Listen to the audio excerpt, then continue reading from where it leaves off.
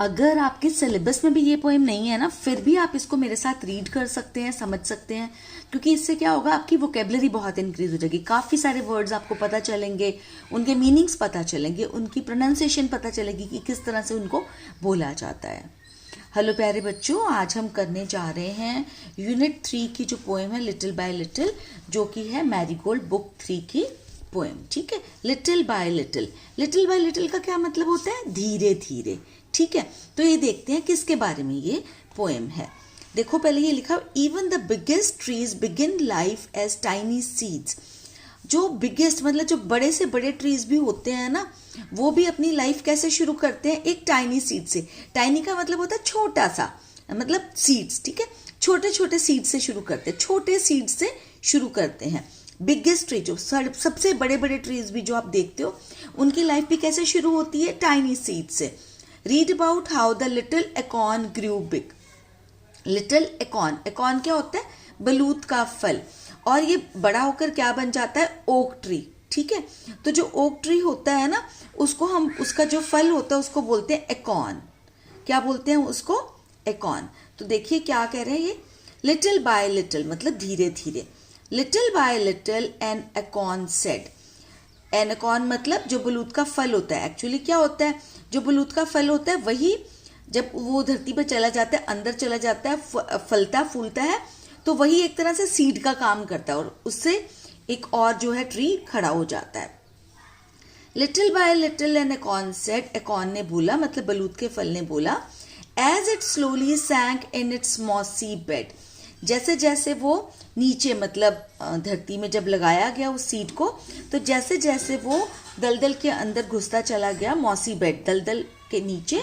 Bed मतलब ये नहीं है कि जिस बेड पे आप सोते हो वो, ये मिट्टी का बेड है। ठीक है, मिट्टी जो होती है वो, तो वो दलदल में जैसे जैसे वो नीचे धंसता चला गया, I am improving every day. तो उसने क्या बोला कि मैं हर रोज इम्प्रूव हो रहा हूं, मैं बढ़ रहा हूं, मैं बेहतर हो रहा हूं।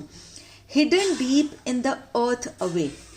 हिडन का मतलब होता है छुपा हुआ। ठीक है, डीप मतलब गहरा, इन द अर्थ धरती, अवे मतलब दूर, दूर मतलब नीचे दबा हुआ है वो, ऊपर नहीं है वो। ठीक है, तो नीचे गहरे जो धरती में दबा हुआ है, और वो कह रहा है कि I am improving every day. क्योंकि जो सीड होता है ना, वो क्या होगा, सीड में से प्लांट निकलता है धीरे धीरे, तो वो उस तरह से उसको इम्प्रूवमेंट बोल रहा है। ठीक है, little by little each day it grew. और लिटिल बाय लिटिल मतलब धीरे धीरे, हर रोज वो बढ़ा। ग्रू का मतलब होता है बढ़ा। ठीक है, बढ़ा, ये वाला बढ़ा, बढ़ा, ये वाला। ठीक है, little by little it sipped the due. और लिटिल बाय लिटिल मतलब धीरे धीरे करके उसने क्या किया? सिप्ड मतलब पिया। किसको पिया? ओस को। ठीक है, तो जो ओस होती है उसको उसने पिया। आपको पता है सबको ओस क्या होती है ना? ओस को उसने पिया और फिर वो बढ़ता चला गया, और वो कह रहा है कि भाई मैं इम्प्रूव कर रहा हूँ। ठीक है, तो एकॉर्न मैंने आपको बता दिया, फिर भी इंग्लिश में मैं उसका मीनिंग बता देती हूँ क्योंकि मैंने लिखा था आपके लिए। The fruit of the oak tree consisting of an oval nut with a top shaped like a cup. तो ओक ट्री का जो फ्रूट होता है उसको बोलते हैं एकॉर्न। वो किस तरह से होता है? कंसिस्टिंग ऑफ एन ओवल नट, उसके अंदर एक ओवल नट होता है। नट का क्या मतलब होता है? जैसे बादाम है, बादाम को भी एक नट बोलते हैं। ठीक है, उसके अंदर एक नट होता है with a top shaped like a cup. उसका जो टॉप होता है वो कैसे होता है? कप की तरह होता है, ये देखिए। ठीक है, और Oval shaped, Oval shaped I hope आपको पता है, जैसे एग होता है ना, एग की शेप ओवल होती है। एक तो होता है राउंड, ठीक है, एक होता है ओवल। इस तरह से मैं ट्राई करती हूँ, वैसे मेरी ड्राइंग इतनी अच्छी नहीं है। ओवल, ठीक है, तो ओवल शेप का। तो चलिए आगे चलते हैं, आई होप इतना आपको समझ में आ गया। Downward it sent out a thread like root. और डाउनवर्ड मतलब नीचे की तरफ, it sent out a thread like root. आपको सबको पता है जब सीड डालते हैं तो सीड से क्या होता है, जब वो ग्रो करती है सीड, तो नीचे की तरफ उसकी जड़ बनती है और ऊपर वो पौधा बनता है। आई होप सबको पता है। तो downward it sent out a thread like root, और नीचे उसने क्या भेजा उस सीड ने, उस एकॉर्न ने? थ्रेड लाइक रूट, छोटी सी थ्रेड लाइक मतलब ज्यादा बड़ी नहीं, ये देखिए थ्रेड लाइक है ना। पहले रूट इतनी होती है, फिर बाद में बहुत ज्यादा बड़ी बड़ी रूट्स हो जाती हैं, है ना। थ्रेड लाइक रूट, जड़ जो थी उसके थ्रेड की तरह थी, धागे की तरह थी। Up in the air sprang a tiny shoot, और एयर में ऊपर क्या उछला, मतलब ऊपर क्या उछला, अ टाइनी शूट, टाइनी मतलब छोटी सी या छोटा सा, ठीक है। तो छोटा सा क्या आया, तना, शूट का मतलब होता है स्टेम, तो ऊपर क्या आया, तना। ऐसे ही होता है ना, नीचे रूट और ऊपर तना। Day by day and year by year, और डे बाय डे मतलब हर दिन दिन, और सालों साल, साल के बाद साल, मतलब बहुत टाइम लगता है। जो ओक ट्री है ना, उसको इतना बड़ा बनने में ना बहुत टाइम लग जाता है, बहुत सारे साल लग जाते हैं, ठीक है। Little by little the leaves appear, और फिर धीरे धीरे क्या आया, द लीव्स अपीयर मतलब पत्ते आ गए उस पे, है ना।